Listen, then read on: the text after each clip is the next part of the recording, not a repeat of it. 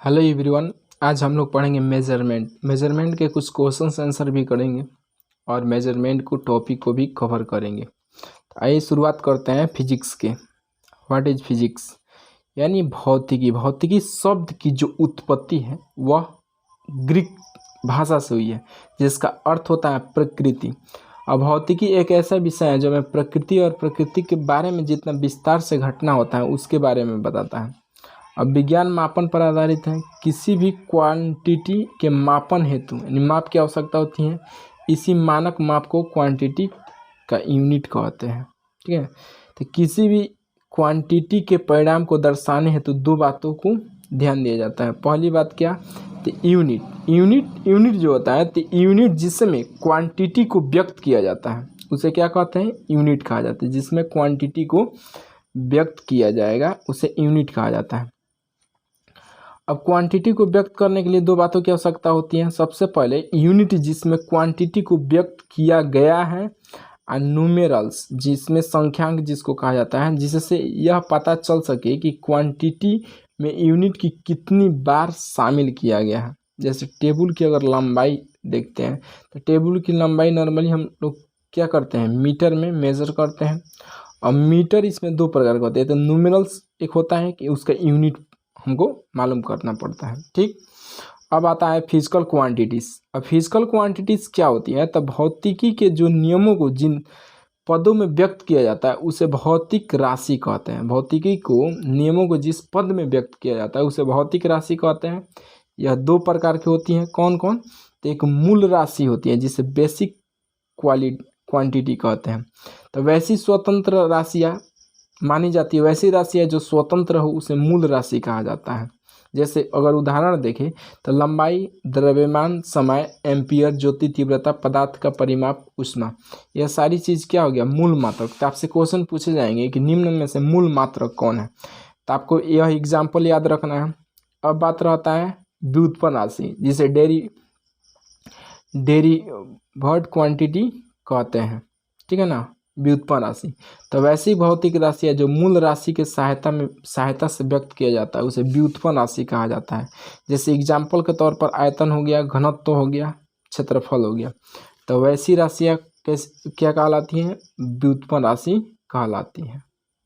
अब मूल राशि के मात्रकों को मूल मात्रक कहते हैं, व्युत्पन्न राशि के मात्रकों को व्युत्पन्न मात्रक कहते हैं। उसके बाद से एक आ जाता है, एक सिस्टम होता है जिसे FPS सिस्टम कहा जाता है, यानी फुट पाउंड सेकेंड। तो अगर हम देखेंगे लंबाई को मापने के लिए इसमें फुट का प्रयोग करते हैं, द्रव्यमान को मापने के लिए इसमें पाउंड का प्रयोग करते हैं, तथा समय को मापने के लिए इसमें सेकेंड का प्रयोग करते हैं। इस पद्धति को ब्रिटिश पद्धति भी कहा जाता है। उसके बाद से आता है CGS सिस्टम। CGS सिस्टम क्या होता है? तो इस पद्धति में लंबाई का मात्रक क्या होता है? मीटर होता है, द्रव्यमान का मात्रक kg होता है, तथा समय का मात्रक सेकेंड होता है। उसके बाद से MKS सिस्टम आ जाता है, जिसको मीटर, किलोग्राम, सेकेंड, प्रति कहा जाता है। तो इस पद्धति में लंबाई का मात्रक मीटर होता है, द्रव्यमान का मात्रक kg होता है, तथा समय का मात्रक सेकेंड होता है। अब मात्रकों को अंतर्राष्ट्रीय पद्धति में व्यक्त करने के लिए कुछ बातें बताया गया है कि कब कब सम्मेलन हुआ, कब क्या हुआ। उसके बाद से कुछ इम्पोर्टेंट देख लेंगे। 7 मूल मात्रक है, इसे हर हाल में आपको याद रखना है कि 7 कौन कौन से ऐसे मूल मात्रक हैं। तो इसको केयरफुली देखेंगे कि 7 मूल मात्रक कौन कौन से आपको बताया जा रहा है, उसको समझने के प्रयास करेंगे कि 7 मूल मात्रक कौन कौन से हैं। ठीक, तो पहला आपका मूल मात्रक है, इसे याद रखेंगे कि मूल मात्रक। तो पहला आपका मूल मात्रक क्या हो जाएगा? लंबाई। तो लंबाई का मात्रक मीटर हो जाएगा, द्रव्यमान का मात्रक kg हो जाएगा, किलोग्राम, समय का मात्रक सेकेंड होगा, विद्युत धारा का एम्पियर होगा, तापमान का केल्विन होगा, ज्योति तीव्रता का कैंडेला होगा, पदार्थ का परिमाप मोल होगा। ठीक, तो समय का मात्रक सेकेंड आपको मालूम है, लंबाई का मात्रक मीटर, द्रव्यमान का मात्रक kg, समय का मात्रक सेकेंड। अगर विद्युत धारा की बात करें तो विद्युत धारा का मात्रक क्या होता है? तो एम्पियर में विद्युत धारा को मापते हैं। तापमान को कभी भी केल्विन में मापते हैं। ज्योति तीव्रता कभी कैंडेला होता है, और पदार्थ का परिमाप मोल होता है। इसे याद रखेंगे। नेक्स्ट है इसका SI यूनिट के 2 संपूरक मात्रक होते हैं। तो मूल मात्रक हो गया। उसके बाद सबसे पूछे जाएंगे कि 2 संपूरक मात्रक कौन है? तो अगर पूछेगा कि प्लेन एंगल यानी समतल कोण का मात्रक रेडियन हो गया, घन कोण का मात्रक यानी सॉलिड एंगल का स्टेरेडियन हो गया। तो ये याद रखेंगे, plane angle radian, solid angle steradian. उसके बाद से प्राय ऐसा यूनिट के मूल मात्रकों में किसी राशि को माप के व्यक्त करना आसान नहीं होता, इसलिए इसको अंतर्राष्ट्रीय सहमति से एक यूनिट बनाया गया, एक एसआई यूनिट में डिफाइन किया गया, जो इस प्रकार है kilo mega giga tera peta exa. ठीक है, इसको याद रखेंगे sequence wise, kilo mega giga tera peta exa.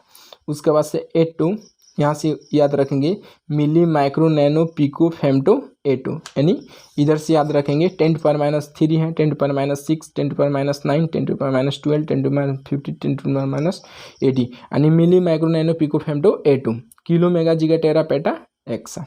ठीक, नेक्स्ट आ जाइए कि इसका व्युत्पन्न यानी व्युत्पन्न मात्रक क्या होता है, इसका व्युत्पन्न मात्रक क्या होता है। तो बात कर देते हैं, करेंगे वेग की। तो वेग बराबर क्या होता है, विस्थापन बटा समय। तो वेग का क्या होता है, मीटर प्रति सेकेंड। तो इसको हम इस प्रकार भी तो लिख सकते हैं, मीटर प्रति सेकेंड इनवर्स। क्या लिख सकते हैं, मीटर प्रति सेकेंड इनवर्स भी कह सकते हैं। उसी प्रकार बल का फॉर्मूला होता है द्रव्यमान बटा त्वरण। तो द्रव्यमान के क्या होगा, ऐसे यूनिट केजी होगा, मीटर का मीटर प्रति सेकेंड इनवर्स 2। तो यह दोनों हो जाएगा, इनको मल्टीप्लाई करेंगे तो KG metre in second inverse 2, जिसको न्यूटन कहा जाता है। इस बात को ध्यान में रखेंगे। कार्य बराबर क्या होता है, बल गुणे विस्थापन, इसको जूल कहा जाता है, या इसको KG metre square second inverse 2 इसका यूनिट होता है। उसके बाद से शक्ति का कार्य बाई समय यानी जूल बाई सेकेंड, जिसको जूल बाई सेकेंड कहा जाता है, इसको याद रखेंगे। उसके बाद कुछ प्रमुख भौतिक राशियां हैं तथा उनका एसआई मात्रक है। तो कुछ प्रमुख भौतिक राशियां को देखेंगे, कौन कौन से प्रमुख भौतिक राशियां हैं। तो अगर क्षेत्रफल का देखेंगे, क्षेत्रफल का एसआई यूनिट भौतिक राशि यानी इसका व्युत्पन्न राशि तथा उसका एसआई यूनिट है। तो इसका क्षेत्रफल का मीटर स्क्वायर होगा, आयतन का मीटर क्यूब होगा, घनत्व का केजी मीटर क्यूब होगा, वेग या चाल का मीटर प्रति सेकेंड होगा, त्वरण का मीटर प्रति सेकेंड इनवर्स 2 होगा, बल का न्यूटन होगा जो अभी बताया गया है, संवेग का केजी मीटर प्रति सेकेंड इनवर्स, कार्य अथवा ऊर्जा का दोनों का जूल होता है, शक्ति का वाट होगा, दाब का न्यूटन प्रति मीटर इनवर्स 2 होगा, या इसको पास्कल भी कहते हैं। इसको क्या कहते हैं, इसको पास्कल भी कहते हैं। बल आघूर्ण के न्यूटन मीटर होगा, उष्मा का जूल होगा, उष्माधारिता का जूल केल्विन, जूल प्रति केल्विन होगा, यानी उष्माधारिता का क्या होगा, जूल प्रति केल्विन होगा। ठीक, समझ में आ रहा है। उसका बल आघूर्ण का न्यूटन मीटर होगा, उष्मा का जूल होगा, उष्माधारिता का जूल प्रति केल्विन होगा, विशिष्ट उष्मा का जूल प्रति केजी होगा, आवृत्ति का हर्ट्ज होगा, आवृत्ति का क्या होगा, हर्ट्ज होगा। उसके बाद से आपको नेक्स्ट पढ़ना है डायमेंशन के बारे में यानी बीमा के बारे में। बीमा आखिर में क्या होता है, तो बेग की यूनिट होता है लंबाई, मतलब बेग का फॉर्मूला होता है लंबाई बाई समय, लंबाई समय इनवर्स। ठीक है ना। तो इसको किस प्रकार हम इसको यूनिट निकालेंगे, तो डायमेंशन निकालने के लिए सबसे पहले आपको भौतिक राशियाँ मालूम होना चाहिए, उसका डायमेंशन उसका मालूम होना चाहिए कि भौतिक राशियाँ, जैसे द्रव्यमान का m से इसको डिनोट करते हैं, लंबाई को l से, टाइम को t से, ताप को केल्विन से, विद्युत धारा को एम्पियर से, ज्योति तीव्रता को कैंडेला से, पदार्थ का परिमाप मोल से। ठीक है, तो कुछ डायमेंशन आपके सामने दिखाए गए हैं, इसको आप नोट डाउन कर सकते हैं। ठीक है, मेन मुद्दा हम लोगों का था क्वेश्चन करने का। ठीक, आपको उस चैप्टर के बारे में पढ़ लिए। ठीक, उसके बाद से यह इम्पोर्टेंट है, इस इम्पोर्टेंट को एक बार नज़र गौर से देखेंगे कि 1 कैरेट बराबर कितना होता है, तो 200 मिलीग्राम होता है। ठीक है, 1 मीटर बराबर 39.37 इंच होता है। 1 मील बराबर 1.609 किलोमीटर के बराबर होता है। 1 एंगस्ट्रॉन बराबर 10⁻⁸ सेंटीमीटर के बराबर होता है।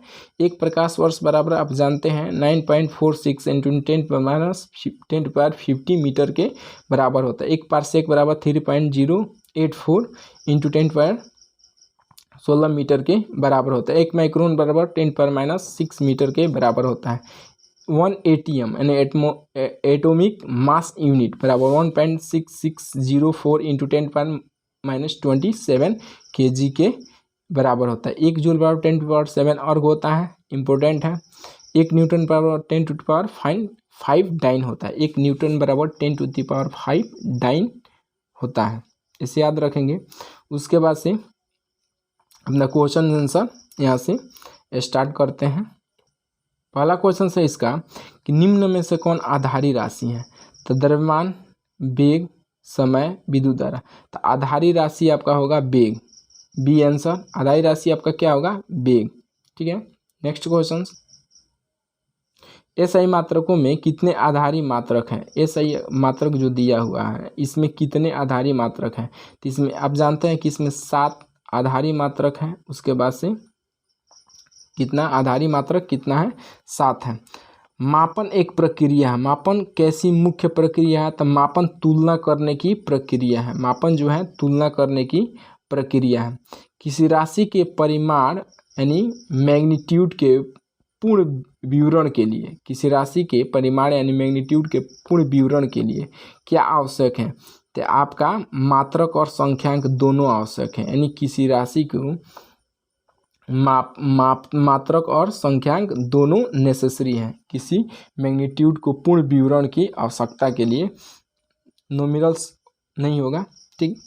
उसके बाद से डाइन सेकेंड मात्रक है। डाइन सेकेंड किसका मात्रक है? तो इनमें से डाइन सेकेंड वेग का मात्रक है। डाइन सेकेंड किसका मात्रक है? लेकिन डाइन सेकेंड अगर ऐसा यूनिट देखा जाए तो केजी मीटर प्रति सेकेंड स्क्वायर होता है, जिसे न्यूटन भी कहते हैं। और सीजीएस पत्ती में इसको देखेंगे तक यह होता है ग्राम सेंटीमीटर प्रति सेकेंड स्क्वायर होता है, जिसे डाइन कहते हैं। तो इसलिए डाइन सेकेंड मात्रक पूछेगा तो यह किसका मात्रक है? तो यह मात्रक है आवेग का। किसका मात्रक है? तो यह मात्रक है आवेग का। पृष्ठ तनाव यानी सरफेस पृष्ठ तनाव का मात्रक क्या है? तो पृष्ठ तनाव का मात्रक आप याद रखेंगे कि न्यूटन मीटर इनवर्स पृष्ठ तनाव का मात्रक है। सीजीएस पत्ती में एक पिंड का घनत्व 8 ग्राम प्रति सेंटीमीटर क्यूब है, तो इसका घनत्व कितना होगा? तो इसका घनत्व होगा 8 × 10³ kg प्रति मीटर क्यूब होगा। इसको आइए एक बार समझते हैं किस प्रकार इसका इतना आंसर होगा। अब देखिए क्वेश्चन कह रहा है कि सीजीएस पत्ती में एक पिंड का, यानी कहने का तात्पर्य है कि सीजीएस, अगर सीजीएस देखेंगे सीजीएस सिस्टम में एक पिंड का जो घनत्व है वह है 8 ग्राम प्रति सेंटीमीटर क्यूब के बराबर। तो घनत्व का इसका क्या निकालना है? इसका एसआई यूनिट बराबर पूछ रहा है वाट, कि इसका एसआई यूनिट कितना होगा। तो आप जानते हैं ना कि घनत्व अगर देखेंगे तो घनत्व बराबर होता है द्रव्यमान। घनत्व बराबर होता है द्रव्यमान बटे आयतन। क्या होता है? द्रव्यमान बटे आयतन। घनत्व बराबर द्रव्यमान बटे आयतन। यानी अगर देखेंगे कि डेंसिटी बराबर होता है मास बटा वॉल्यूम। तो वॉल्यूम में क्या होता है? LBH, L × B × H। LBH होता है।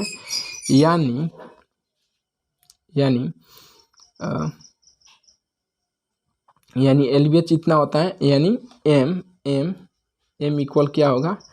यानी डेंसिटी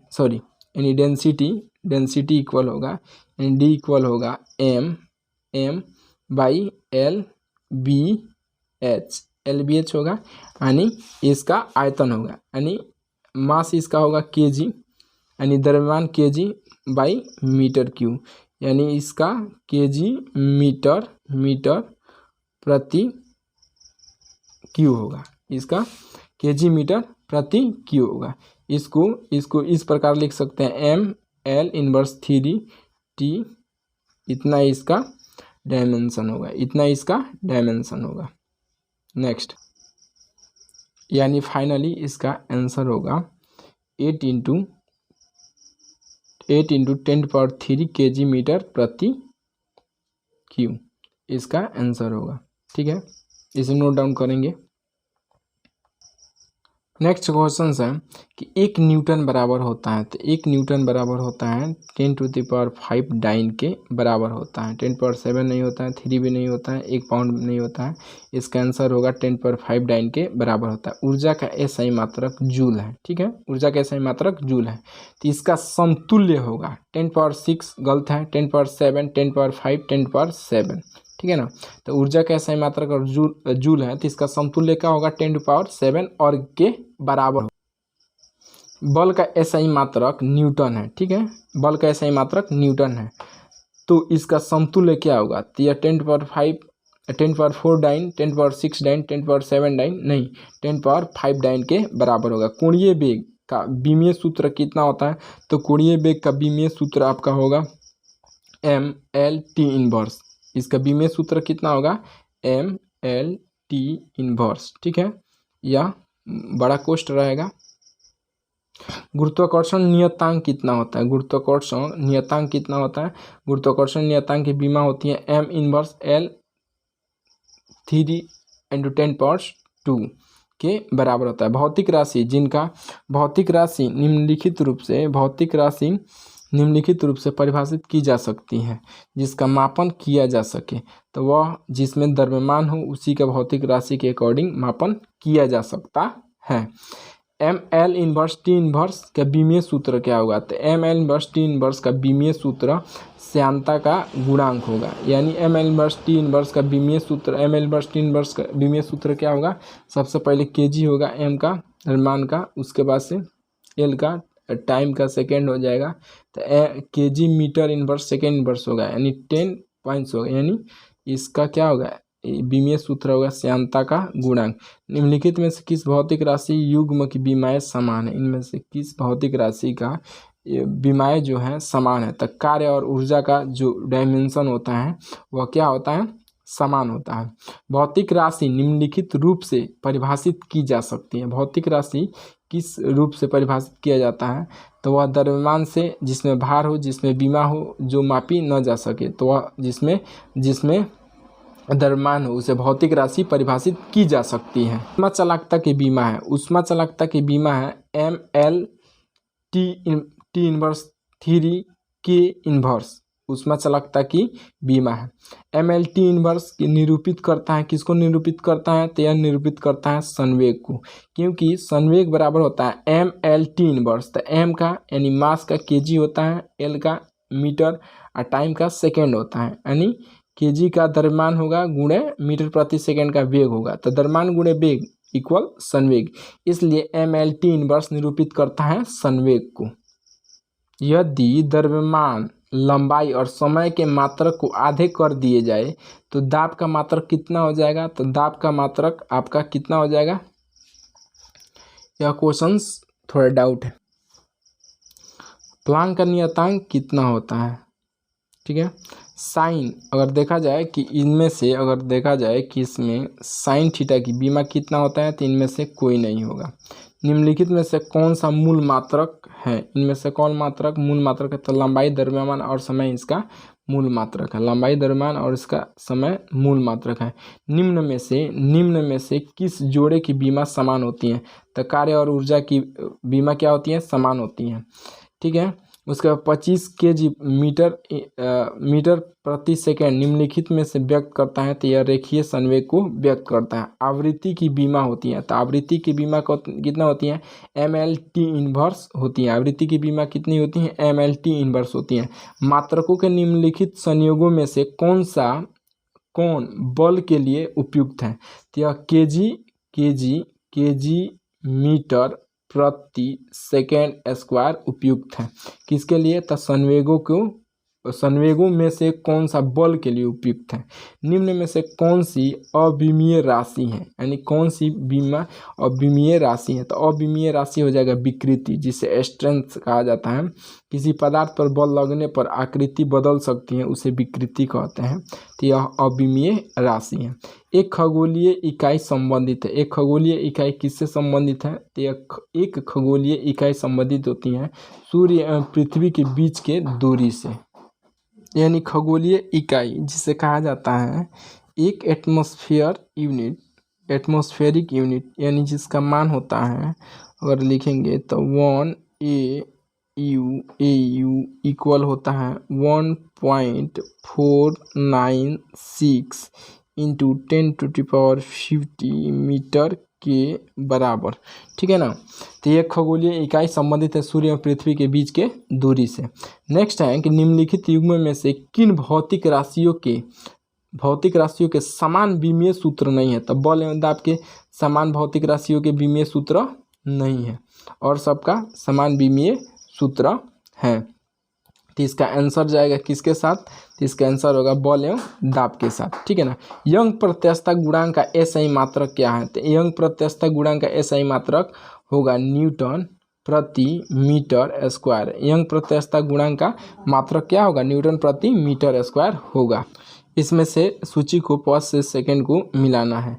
यानी त्वरण का अगर देखेंगे, त्वरण का मात्रक क्या होता है? मीटर प्रति सेकंड स्क्वायर होता है। बल का मात्रक न्यूटन होता है तथा अगर किसी कार्य का मात्रक जूल होता है, आवेग का मात्रक न्यूटन प्रति सेकंड होता है। तो इसका आंसर हो जाएगा डी के साथ। ठीक है। नेक्स्ट क्वेश्चन देखते हैं। पार्सेक किसकी इकाई है? तो पार्सेक इकाई है दूरी का, समय का, प्रकाश की चमक का, चुंबकीय बल के। तो पार्सेक इकाई है दूरी की। पार्सेक इकाई है दूरी की। विद्युत मात्रा की इकाई एम्पियर होती है। विद्युत मात्रा की इकाई एम्पियर। कैंडेला का मात्रक ज्योति तीव्रता होता है। कैंडेला का मात्रक क्या होता है? तो ज्योति तीव्रता होता है। इसको मिलान करना है। यानी दूरी का अगर देखेंगे तो दूरी को प्रकाश वर्ष में मापते हैं। पदार्थ की मात्रा को मोल में, ऊर्जा को घंटा में, उसका विद्युत धारा को किस में मापते हैं? तो विद्युत धारा को कूलम में मापते हैं। तो इसका आंसर हो जाएगा ए के साथ। इसका आंसर क्या होगा? ए होगा। पहला के, दूसरा के, बी के 1, सी के 2, डी के 4। ठीक है। नेक्स्ट क्वेश्चन देखेंगे। कार्य का मात्रक क्या होता है? तो कार्य का मात्रक जूल होता है। ठीक है। कार्य का मात्रक क्या होगा? जूल होगा। नहीं वाट होगा, ना न्यूटन होगा, ना डाइन होगा। कार्य का मात्रक जूल होगा। प्रकाश वर्ष किसकी इकाई है? तो दूरी का। निम्नलिखित में से समय का मात्रक नहीं है। तो प्रकाश वर्ष समय का मात्रक नहीं है। एम्पियर क्या मापने की इकाई है? तो एम्पियर आपका करंट मापने की इकाई है, क्योंकि एम्पियर वाट होता है यानी वोल्टेज होता है, इसको रेजिस्टेंस प्रतिरोध कहते हैं। यह पावर शक्ति का भी सिंबल है। तो एम्पियर कभी भी करंट मापने की यूनिट होती है। डेसिबल किसे नापने के लिए प्रयोग में लाया जाता था? डेसिबल मापा जाता है वातावरण में ध्वनि को नापने के लिए। किसका प्रयोग किया जाता है? डेसिबल। वातावरण में अगर ध्वनि नापना है तो डेसिबल का प्रयोग किया जाता है। बल की एसआई यूनिट क्या होती है? तो बल की एसआई यूनिट न्यूटन होता है। आप जानते हैं सीजीएस पत्ती में इसका बल का एसआई सीजीएस में डाइन होता है। मात्रकों की अंतर्राष्ट्रीय पत्ती कब लागू की गई? तो 1970 में लागू की गई। यानी इसमें ऑप्शन दिया है 1971 में। देखिए कि एसआई यूनिट में लेंस की शक्ति की इकाई क्या होती है? तो लेंस की शक्ति का इकाई होता है डायऑप्टर। लेंस की शक्ति का एसआई यूनिट में इकाई होता है डायऑप्टर। निम्नलिखित में से कौन सा एक सुमेलित नहीं है? यानी नहीं पूछ रहा है, नहीं है। तो इसमें से सुमेलित डेसिबल है। डेसिबल ध्वनि की प्रबलता की इकाई है। ठीक है ना। अश्व शक्ति या शक्ति की इकाई है। समुद्री मील या नौ संचालन में दूरी की इकाई है। लेकिन इसमें क्या नहीं है? तो इसमें सेल्सियस ऊष्मा की इकाई नहीं है। सेल्सियस किसकी इकाई है? तो सेल्सियस तापमान की इकाई है। ठीक है ना। सेल्सियस किसकी इकाई है? तो सेल्सियस तापमान की इकाई है, याद रखेंगे। ल्यूमेन किसका मात्रक है? तो ल्यूमेन आपका बता दें कि ल्यूमेन मात्रक है ज्योति फ्लक्स का। याद रखेंगे कि ल्यूमेन मात्रक किसका है? तो ज्योति फ्लक्स का। ठीक है ना। ज्योति तीव्रता का नहीं होगा, इनमें से कोई नहीं होगा। भौतिक मात्रा इसे ज्योति की इकाई कहा जाता है। यह किससे संबंधित है? तो यह संबंधित है आपका, देखिए जो सीमेंस है, सीमेंस विद्युत चालकता से संबंधित है। ठीक है। टेस्ला जो है मैग्नेटिक फील्ड से यानी चुंबकीय क्षेत्र से संबंधित है। लक्स प्रदीप्ति से संबंधित है। वेबर चुंबकीय फ्लक्स से संबंधित है। किससे? चुंबकीय। वेबर अगर बात करेंगे तो यह चुंबकीय फ्लक्स से संबंधित है। नेक्स्ट है पास्कल इकाई है। पास्कल किसकी इकाई है? तो पास्कल तापमान दाब की इकाई है। पास्कल किसकी इकाई है? तो पास्कल दाब की इकाई है। ठीक है।